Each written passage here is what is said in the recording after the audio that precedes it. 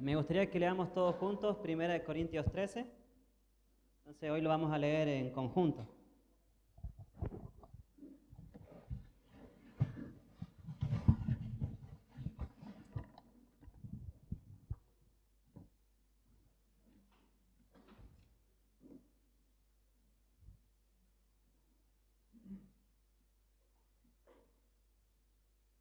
Muy bien. Entonces cuando diga amor vamos a decir Dios. ¿Está bien? Comenzamos todos juntos. Tratemos de hacerlo lo más armonioso y que sea posible. ¿Está bien? Muy bien. Si yo hablara lenguas humanas y angélicas y no tengo a Dios, vengo a ser como bronce que resuena o címbalo que retiñe.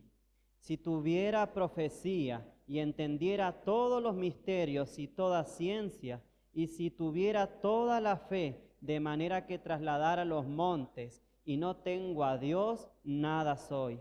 Y si repartiera todos mis bienes para dar de comer a los pobres y entregara mi cuerpo para ser quemado y no tengo a Dios, de nada me sirve. Dios, eres sufrido, eres benigno. Dios, no sientes envidia. Dios, no eres jactancioso, no te engríes. No eres rudo, no buscas lo tuyo. No te irritas, no guardas rencor. No te alegras de la injusticia, sino que te alegras de la verdad. Dios, todo lo sufres, todo lo crees, todo lo esperas, todo lo soportas. Las profecías terminarán, cesarán las lenguas, la ciencia tendrá su fin, pero Dios nunca se acabará. Pero Dios será por siempre. Vamos a hacer una oración porque tenemos un Dios. Oremos. Querido Padre, gracias por ser Dios. Gracias porque la Biblia nos recuerda que no hay otro. Solo hay un solo Dios. Jehová uno es. Gracias porque solo es uno para que no nos confundamos. Gracias porque nuestro corazón no tenemos que repartirlo entre varios dioses. Nuestro corazón completo puede ser solamente para uno. Gracias porque cuando es solamente uno, ahí sí puede haber verdadera intimidad. Oro en el nombre de Jesús. Amén. Entonces, me gustaría que vayamos al libro de Oseas, capítulo 13. Libro de Oseas, capítulo 13.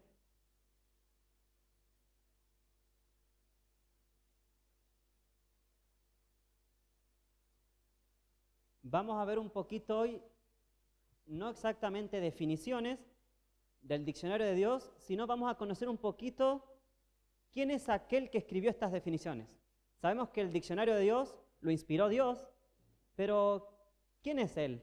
Vamos a tratar de conocer un poquito al que dio estas definiciones.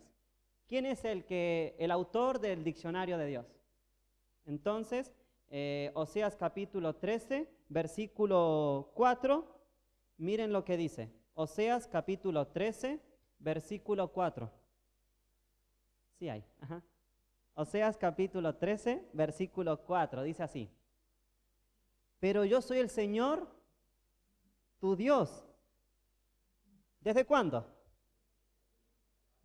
Él es Dios, ¿de quiénes?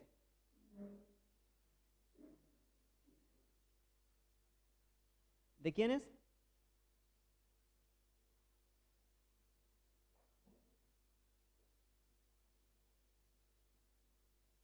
Según el versículo 4, no lo dice explícitamente, pero lo da a entender.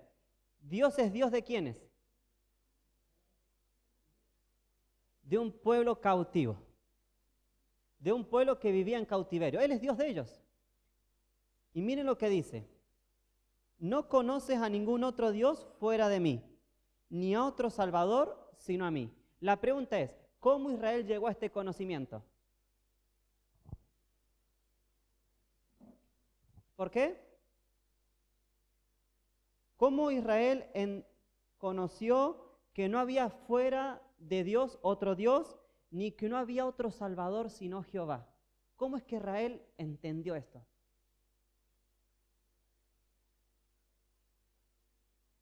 Porque Dios se manifestó, porque Dios los visitó, muy bien. Y desde que Dios los visitó, de hecho estuvo siempre con ellos, preparándolos para el momento, miren lo que dice el versículo 5. Yo te conocí ¿en dónde? En el desierto, en tierra seca.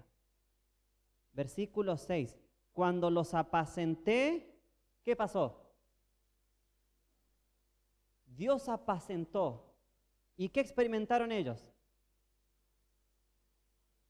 Saciedad. Pero miren lo que sigue diciendo. Cuando se saciaron, ¿qué pasó? Su corazón se enalteció. Dios visita a su pueblo en cautiverio en Egipto, lo libera con mano fuerte y poderosa y lo apacienta por el desierto. Hace que ese lugar desierto sea un lugar precioso. Durante el día en el desierto se sufre mucho ¿qué? ¿Qué hace Dios? Hace un paraguas increíble. Hace un aire acondicionado natural donde ellos tienen la temperatura ideal. De noche en los desiertos hace mucho frío. ¿Qué hace Dios? Pone una calefacción divina. En el desierto, ¿qué es lo que escasea? ¿Y qué hace Dios? Agua con filtro divino. En el agua a veces falta ¿qué cosa? ¿Qué cosa? ¿Falta qué? Falta comida. Dios que provee alimento angelical. ¿Entiende cómo Dios puede hacer de un lugar incómodo, inhóspito o terrible un lugar deleitable? Eso puede ser nuestras vidas. Pero aún así ellos se saciaron. ¿Pero qué pasó cuando estaban saciados? Se ensoberbeció su corazón. ¿Por qué? Estaban saciados. Estaban siendo apacentados. ¿Por qué se ensoberbeció su corazón? ¿Tenían razón de ensoberbecerse? ¿Pero por qué lo hicieron?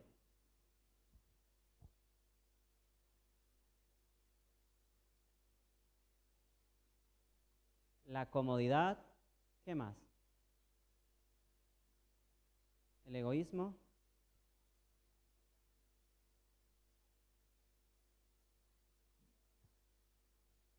¿Cómo? Falta de necesidad. Miren cómo Dios tiene que obrar. Por tanto, yo seré para ellos como ¿qué? Como león, como leopardo que los acecha en el camino. Cuando lees eso, ¿te es atractivo Dios? ¿Él es como un león que está como un leopardo buscando devorar? Dice el versículo 8, está como osa que ha perdido los hijos. Como osa que ha perdido los hijos, los atacaré y desgarraré. Y allí como león devoraré, una bestia los despedazará. ¿Qué tan atractivo es Dios según estos versículos? Él me apacienta, pero cuando yo no quiero saber más con Él, saca esa versión de pastor y pone la versión de león o de oso. Pero miren lo que dice el versículo 9. El versículo 9, para no dar muchos detalles en los versículos, explica él mismo la Biblia, los versículos. Dice así, te perdiste, oh Israel, pero en mí está tu ayuda. Aclara todo, ¿no?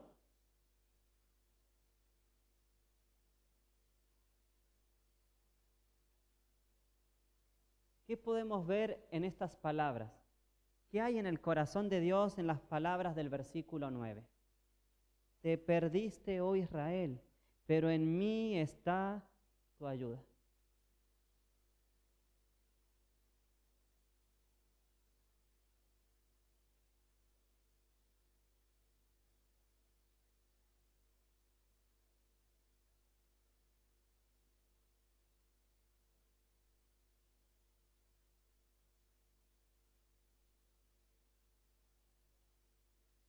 ¿Qué vemos en este versículo? ¿Qué podemos apreciar? ¿Qué expresan estos versículos del que escribió el diccionario divino? Desesperación.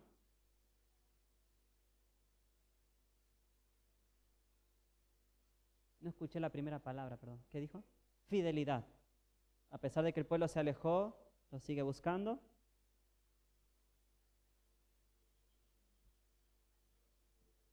Un Dios que vuelve a ofrecer, aunque ya es una oferta preciosa en Egipto, tiene que volver a hacer una oferta.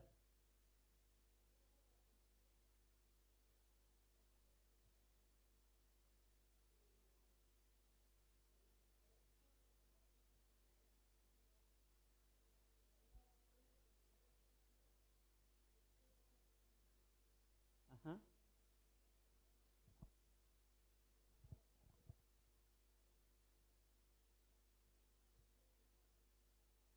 Muy bien. Sí, versículo 7 dice, por tanto yo seré para ellos. Es decir, para Israel Dios es como un león, como un leopardo, como un oso, pero eso es para los israelitas. Dice, para ustedes yo soy así, pero ¿cómo soy yo? Versículo 9. Te perdiste, Israel, pero en mí está tu ayuda. Entonces entendemos que cuando nosotros nos apartamos de Dios, ¿qué es lo que empieza a suceder en nuestra mente? Una mala interpretación del carácter de Dios. Y Dios hizo una oferta preciosa en Egipto, pero ahora tiene que hacer una oferta mucho más alta que la anterior. Y vamos a ver un poquito por qué nosotros tenemos la tendencia a ensoberbecer nuestro corazón, a enaltecernos. Vamos a ir al libro de Isaías. Este versículo lo hemos leído muchas veces. Isaías capítulo 1. Vamos a ir un poquito rápido en esta parte. Isaías capítulo 1, versículo 5. Isaías 1:5. Dice así Isaías 1:5.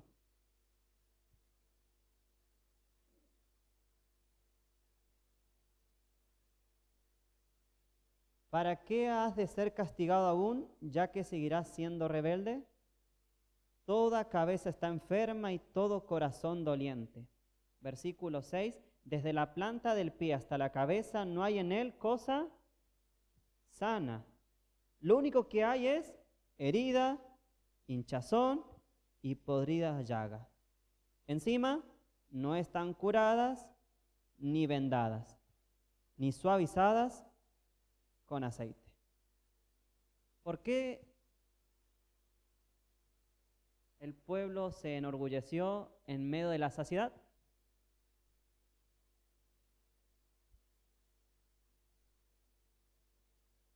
Vamos a ir al libro de Jeremías, al capítulo 17, al versículo 9, un versículo también conocido. Jeremías 17:9.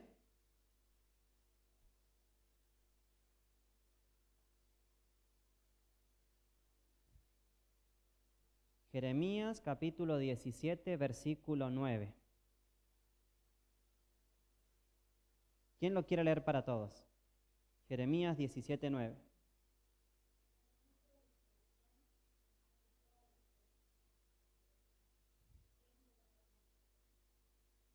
Muy bien. ¿Qué problema tenemos? Una mente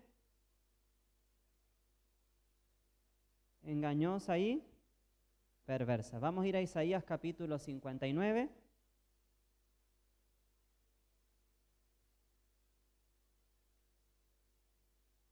Versículo 3 y 4. Isaías 59, 3, 4.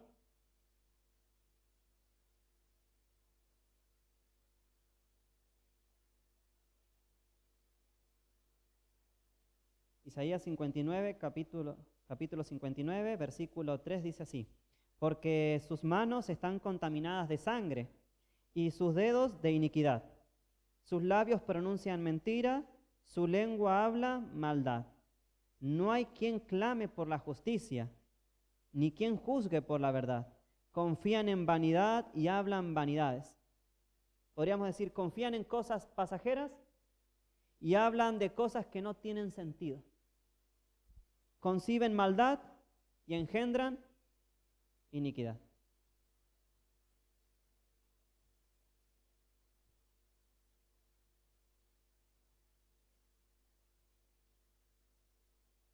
Miren lo que dice el versículo 8. No conocieron camino de paz, ni hay justicia en sus caminos. Sus veredas son torcidas. Ninguno que ande por ellas conoce la paz. Me gustaría que vayamos al libro de Efesios, al capítulo 2. Efesios, capítulo 2.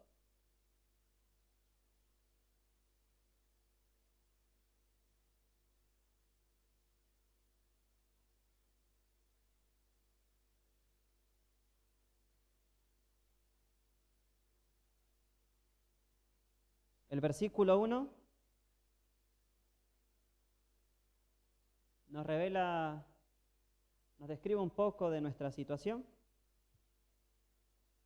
Capítulo 2, versículo 1 dice así: ustedes estaban muertos en sus delitos y pecados.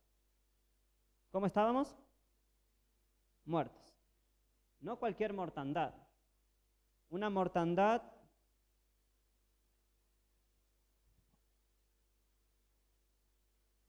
¿de qué manera? No solamente estábamos muertos, sino que más.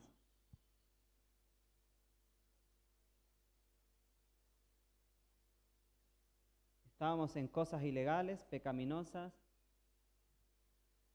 en delincuencia, en delitos, dice, etc. Entonces, esto no es nada nuevo, pero nuestro corazón y Satanás le gusta que nos olvidemos de esto. Y por eso empezamos a enorgullecernos. Y por eso el pueblo dejó de seguir los caminos de Dios. Pero sabemos que el diccionario lo escribió Dios y vamos a ver qué tiene que hacer Dios con este problema del ser humano, sabiendo que está enfermo, pero creyendo que está bien. Sabiendo que está muerto, pero creyéndose que está vivo. Ofreciendo ayuda, pero reconociendo y entendiendo que la ayuda se está rechazando. Vamos a ir al libro de Lucas, al capítulo 9.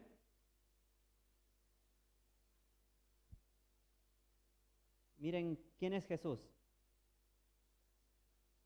Lucas capítulo 9, versículo 51 en adelante. Lucas 9, 51. Lucas capítulo 9, versículo 51 dice así: cuando se acercó el tiempo en que Jesús había de ser llevado al cielo, afirmó su decisión de ir a Jerusalén. Versículo 52. Y envió mensajeros delante de sí que fueran a una aldea samaritana a procurar posada. La pregunta es, ¿qué intención tenía Jesús? ¿Cuál era su intención? Quedarse en una aldea samaritana. Busca un lugar donde pueda dormir esa noche. ¿Y en qué momento de su ministerio está sucediendo todo esto? Según el versículo 51, ¿en qué momento?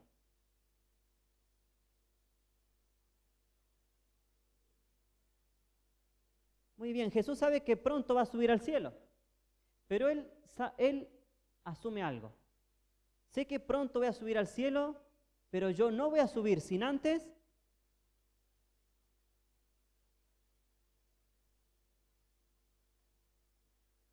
para Jesús no hay cielo sin antes afirmar su decisión de ir a Jerusalén. Él dice, pronto tengo que ir al cielo. Sé que ya tengo que ir al cielo. Entiendo que el tiempo ya se está reduciendo y me queda muy poco periodo.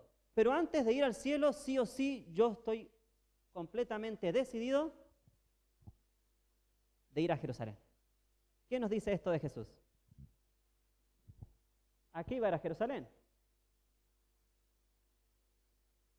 A morir.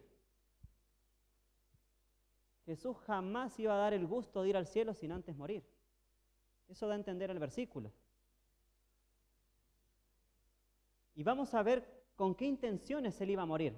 El mismo relato expresa con qué intenciones él no se iba a dar el lujo de ir al cielo sin antes concretar la ofrenda o el sacrificio en Jerusalén. Miren lo que dice, versículo 53. Pero no lo recibieron, porque tenía aspecto de ir a Jerusalén. ¿Cómo se nota eso? ¿Cómo tú en un viajero puedes notar que está de pasada y se quiere ir a Jerusalén? ¿Cómo puedes notar eso?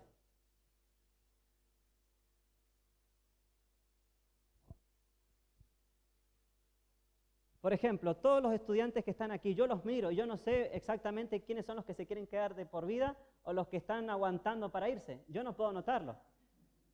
Creo que en mi año los directores tampoco podían notarlo. Tiene que ser muy obvio para notarlo, ¿verdad? Tiene que ser muy manifiesto.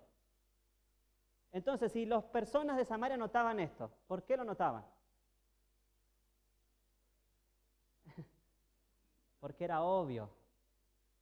Era muy notable. Estas cosas no son fáciles de entender a no ser que sean muy palpables. Pero miren lo que sucedió. Bueno, de hecho, ¿quiénes lo rechazaron? Eran samaritanos. Entonces, tú eres judío y a tu maestro, al que tú más admiras, al que tú más idolatras, a tu ejemplo, a ese que tú anhelas ser como él, al que es todo para ti, acaban de rechazar tus enemigos. Ponte en la mente de un judío, una aldea de Samaria. ¿Quién se cree esta aldea para rechazar a mi maestro? Encima él, de buena voluntad, viene a este lugar para bendecir, para enseñar, para compartir, y ustedes lo rechazan. ¿Entienden a Juan y Santiago? Miren lo que dice el versículo 54. Viendo esto, sus discípulos, Santiago y Juan, le dijeron, Señor, ¿quieres que mandemos que descienda fuego del cielo y los consuma como hizo Elías? Entendemos la palabra de Juan y Santiago ahora, ¿verdad?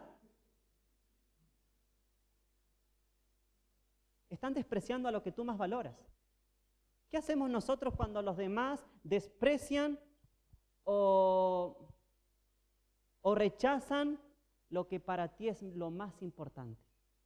¿Te ha pasado alguna vez que alguna persona desprecia o rechaza lo que para ti es de extremada importancia?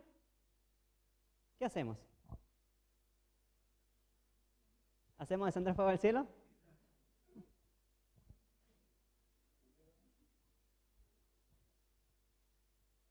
Entonces, miren, ellos quieren destruir, eliminar, que desaparezca las personas que están rechazando lo que ellos más valoran y aprecian en su vida, ¿verdad? Pero miren a Jesús. Versículo 55. Entonces Él los reprendió, les dijo, ustedes no saben de qué espíritu son. Y en el 56 vamos a prestar atención con todos nuestros sentidos, dejando que el Espíritu nos hable personalmente a cada uno. Miren lo que dice el 56.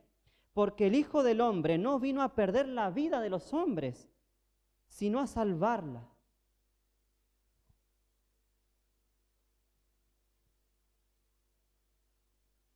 ¿Cuál era el objeto más precioso de Jesús? ¿Qué era lo que Él más valoraba? La vida de los hombres. Lo que para Él era el objeto de mayor aprecio, que eran los hombres, ellos lo estaban rechazando. A Jesús también se le estaba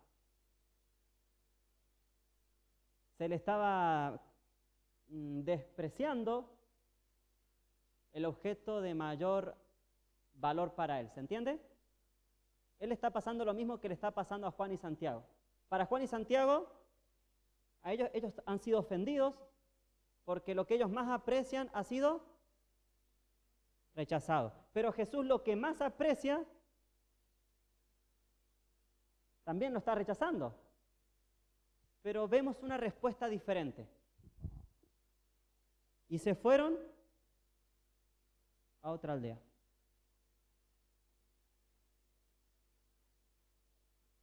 Entonces, el que escribe el diccionario de Dios, ¿qué espíritu tiene?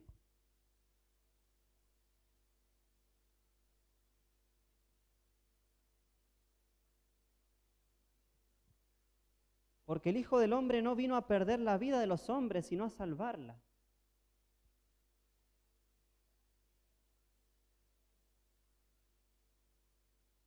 ¿A qué vino Jesús? Una pregunta obvia. A salvar la vida de los hombres. Y lo vamos a ver con un ejemplo, una historia hermosa.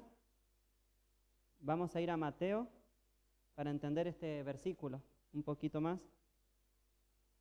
Mateo capítulo 19, versículo 16. El sábado Robert compartía un poco de esta historia. Mateo 19, 16. Vamos a centrarnos en el Hijo del Hombre.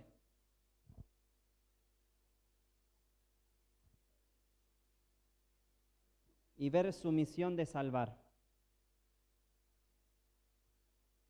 Mateo 19, versículo 16 dice así: Entonces un joven se acercó a Jesús y le preguntó: Maestro bueno, ¿qué bien haré para tener la vida eterna?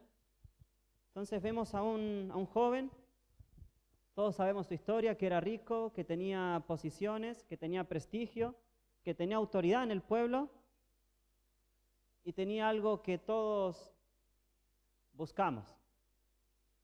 Aparte de tener riquezas, de tener posiciones y respeto y ser alguien socialmente reconocido, tenía años para poder disfrutarlo, porque era joven, le quedaba un buen periodo de tiempo para disfrutar de todo lo que había conseguido. Hay personas que todo esto lo consiguen a costa de su salud y cuando tienen 70, 80 años, aunque lo tienen todo, no lo pueden disfrutar. Pero él lo tiene todo y lo puede disfrutar. Pero él va caminando y ve un rabino.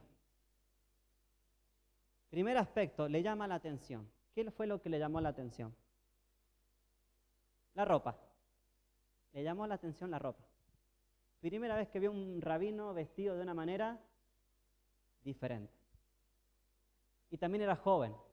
Eso era muy raro, ver un rabino joven. Pero algo más le llamó la atención. Estaba lleno de gente.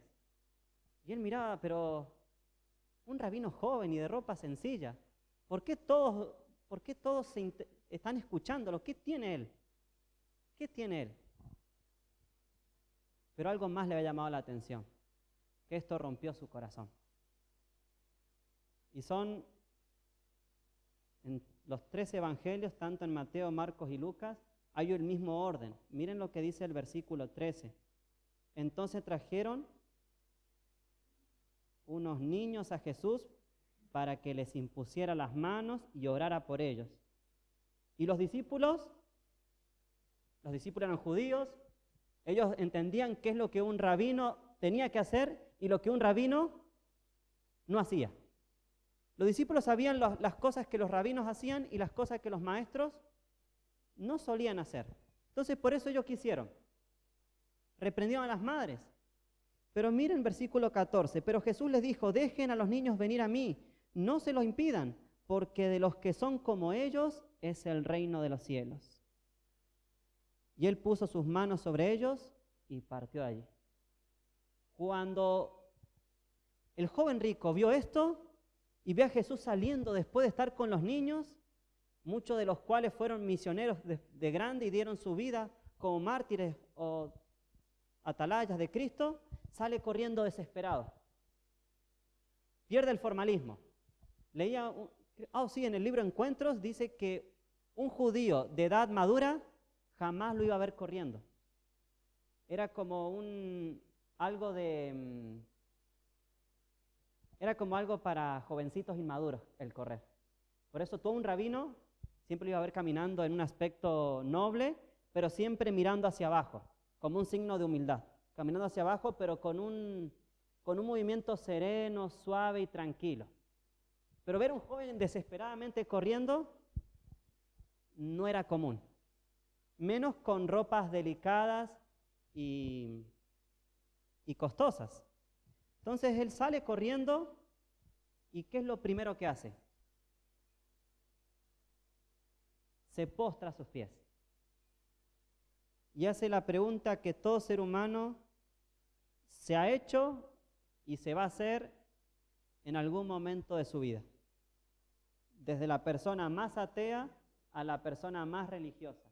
Todo ser humano, sin importar si naciste en el occidente o en el oriente, se va a hacer esta pregunta: Maestro bueno, ¿qué bien haré para tener la vida eterna? ¿Qué tal la pregunta? Maestro bueno, ¿qué bien haré para heredar o para tener la vida eterna? ¿Qué tal esta pregunta? ¿Está buena? Está mal formulada, obviamente. La está diciendo alguien que no entiende la salvación. Maestro, ¿qué tengo que hacer para ganarme la vida eterna? Está mal formulada. ¿Qué tengo que hacer yo para que yo tenga la vida eterna? Según él, la vida eterna se obtiene ¿cómo? Por mérito, haciendo algo. Y a preguntas mal formuladas hay respuestas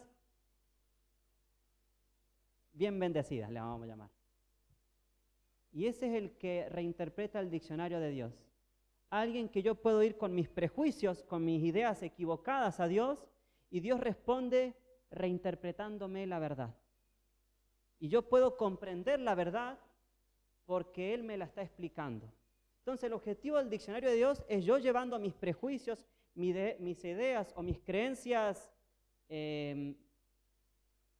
diabólicas realmente, y Dios reinterpretándome para darme liberación. Pero lo que queremos tocar es algo que está al final realmente, que es versículo 22 en adelante. Dice así: al oír esta palabra, el joven se fue triste porque tenía muchas posesiones. Algo que quiero aclarar, que es obvio para todos nosotros, es que fuera de Dios no hay felicidad. Lo que sucedió en el versículo 22 no es nada nuevo. Todo ser humano que se va de la presencia de Dios deja de ser feliz. No debemos sorprendernos por esto. Esto no es algo, no es nueva luz, no es nada actualizado. No es nada novedoso, esa es la palabra. Desde Lucifer, todo ser creado que se va de la presencia de Dios pierde la felicidad. No es que Dios le quita la felicidad. Yo he visto muchas veces que dicen, Dios no me deja ser feliz. No. ¿Qué tiene que ver Dios en todo esto? ¿Dios echó al joven? ¿Dios echó al joven? No. Pero es obvio que todo ser que se va de la presencia de Dios deja de ser feliz. Y en el mismo instante que se va, empieza a morir. No debemos sorprendernos por esto, al contrario, tenemos que tener muy en cuenta esto. El joven se fue triste porque tenía muchas posesiones. Una pregunta, ¿conservó lo que más amaba? ¿Qué era lo que más amaba? ¿Las conservó? ¿Las conservó o no las conservó? ¿Y por qué está triste entonces? Si él tiene lo que ama. Él dijo, yo amo la riqueza, yo quiero las riquezas, yo no quiero perderla, eso es lo que yo quiero. Ya, y lo tuvo. ¿Pero qué pasó?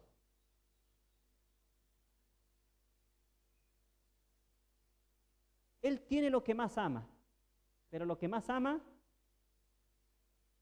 no lo satisface. Y esto tampoco es nada nuevo, ¿verdad? Esto no es nada novedoso. Hay cosas que nosotros son las que más amamos.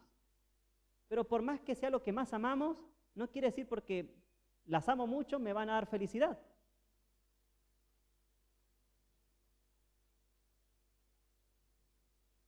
Y ahora vamos a ir a la parte más importante, versículo 23. Entonces Jesús dijo a sus discípulos, les aseguro que difícilmente un rico entrará en el reino de los cielos. Repito, versículo 44 dice, repito, es más fácil que un camello entre por el ojo de una aguja que un rico en el reino de Dios. ¿Qué es más fácil? ¿Alguien sabe dibujar camellos? Sí, los conozco en fotos. Ah, también los he visto, pero dibujarlos es otra cosa. Algunos tienen una. Depende.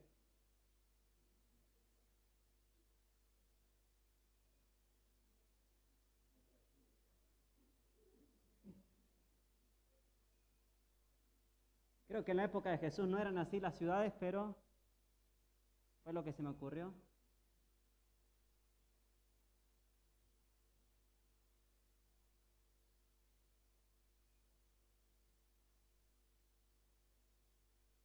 ¿Se entiende, no? Entonces, esta es la ciudad. Y muchos pueblos o ejércitos enemigos les gustaba invadir a las ciudades de noche, porque se ve menos, porque los agarras por sorpresa, porque la guardia duerme algunos, por el sueño, el cansancio, entonces hay menos alarma, es más fácil. Entonces, como norma de seguridad, cuando empezaba a bajar el sol o cuando estaba a punto el sol escondiéndose, ellos cerraban las puertas grandes de la ciudad las cerraban. Pero siempre había un agricultor o un viajero, un comerciante que llegaba un poco tarde. Entonces, si llegaba tarde, no podía entrar por la ciudad, ¿verdad? No podía entrar por la puerta. Como no podía entrar, se inventó una opción B, que era una pequeña aguja, que era una pequeña puertita.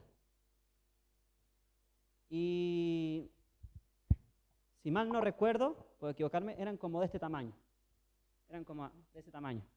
Entonces un ejército atacando, obviamente, entra uno por uno, ¿no? Entonces, no es tan práctico conquistar por ese hueco, ¿verdad? Pero sí era útil para los que llegaban tarde. Sí. Aquí a muchos de nosotros nos sería muy útil, ¿verdad? Ojalá que sea porque hemos estado trabajando, ¿no? Pero un camello, ¿de qué tamaño era? O sea, para una cosa de este tamaño, entrar por un cosito así, y si tiene carga, ¿entienden que es súper complejo? Dice que a veces entraban, pero era tan difícil, es como hacerle pasar una pierna a la otra, después agachar. Era bien enredado. Pero les cuento algo. Según los datos históricos y según el comentario bíblico adventista y los comentarios bautistas también lo confirman, que esta opción surgió en el año 100 después de Cristo. Y cuando Jesús contó esta explicación, ¿en qué año fue? Entre el año 27 al 30, 31, ¿no? Entonces, ¿esta opción existía? Entonces solamente queda una opción. Y es la de la aguja. Y ahora el asunto, ¿se pone más fácil o más difícil? Un camello por ahí, ¿qué piensan? Si el de aquí estaba difícil, ¿cómo está el de aquí? Está imposible. El que escribe el diccionario de Dios, ¿saben por qué vino? Vino a eso, vino a hacer cosas imposibles. Porque si Dios tendría que haber descendido a hacer cosas posibles, ¿para qué venir entonces? Dios no vino a hacer cosas posibles a esta tierra. Dios vino a hacer cosas imposibles. Y que todos los que estemos aquí podamos recibir la promesa del Espíritu Santo. ¿Es algo posible o imposible? Si estamos enfermos, en delitos y pecados, nuestras vidas son vanidad. ¿Es posible o imposible? Es imposible. Y por eso vino Jesús, para hacer cosas imposibles. Entonces, Dios no solamente escribió el diccionario en la Biblia, el diccionario de Dios, sino Dios está procurando escribirlo en nuestros corazones, conociendo al verdadero Dios. Dios vino a hacer cosas imposibles, no vino a otra cosa. Entonces, yo aún me pregunto cómo un camello entra por ahí. ¿Cómo un camello puede entrar por ahí? Lo hace chiquitito. ¿Saben cuál es el punto? Que el que hace las cosas imposibles,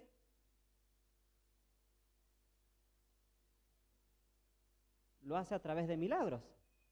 Y los milagros van más allá de la capacidad de razonamiento de un ser humano. Entonces no tenemos que analizar y decir, a ver, ¿cómo lo hace? ¿Metió primero el pie o metió primero la cabeza o primero metió la cola? ¿O lo dejamos adelgazar 40 días al camello para que sus jorobas se doblen, entonces hay menos tamaño? No necesitamos enredarnos en explicaciones porque aunque más las intentemos generar, más dudas vamos a tener. Mientras más analicemos al camello de la aguja, la fe va a aumentar o va a disminuir. Nos vamos a hacer cada vez más incrédulos, porque cada vez vamos a ver más imposibilidades. Pero algo nos dice la Biblia, y vamos a concluir con Lucas, capítulo 2.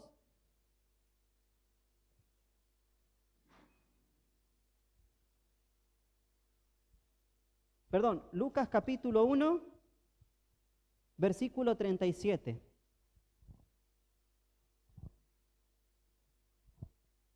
Lucas capítulo 1, versículo 37.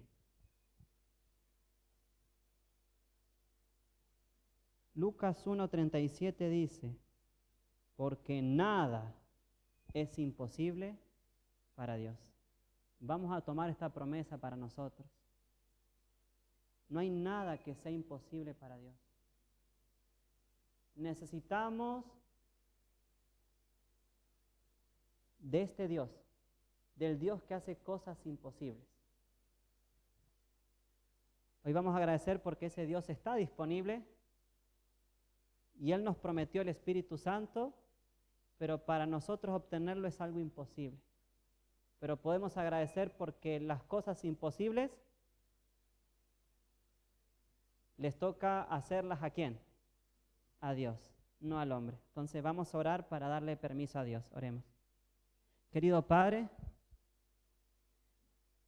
gracias porque viniste al mundo y no viniste para hacer cosas fáciles y sencillas. Viniste para hacer lo que el hombre no puede hacer.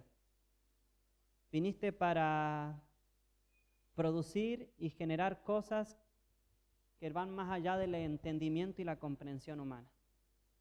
Señor, al presentar esto vemos que necesitamos fe, pero también entendemos que la fe es algo que nos regalaste porque es parte de lo que no podemos lograr. Entonces, ayúdanos en esta mañana a aprovechar los recursos de un Dios imposible. Ayúdanos a aprovechar lo que el Dios imposible ha dado y ha regalado en nuestro beneficio. Gracias por la presencia de tu Espíritu Santo. Gracias porque solo Él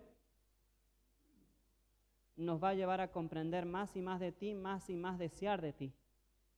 Gracias porque hoy está disponible y te pido que nos recuerdes que el Espíritu Santo no solamente viene para descender en nosotros, sino para permanecer en nosotros. Gracias por eso, en el nombre de Jesús. Amén.